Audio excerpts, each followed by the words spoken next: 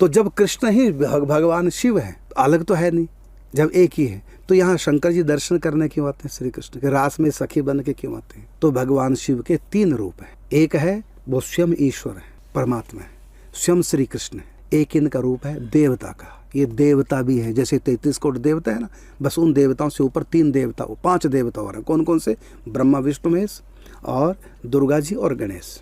तो ये देवता का रूप है भगवान शिव का। और तीसरा रूप क्या है भगवान शिव का? परम भागवत है, वैष्णव है, वैष्णव नाम यथा शंभु।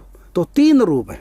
तो हमको समझना पड़ेगा, जहां पर लिखा हुआ है कि ब्रह्मा विष्णु महेश की पूजा करके मुक्ति नहीं मिलती, इसका अर्थ ये नहीं है। इसका अर्थ ये है उनका जो देव रूप है उसको मान करके मुक्ति नहीं मिलती। वस्तु मिल जाएगी, भोग मिल जाएंगे, मुक्ति नहीं मिलेगी। और एक इनका परम भागवत रूप है, वैष्णव रूप, उसको मानेंगे तो भक्ति मिलेगी।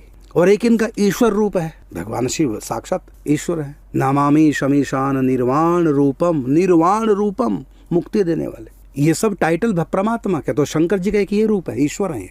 और दूसरा रूप बताया कौन सा?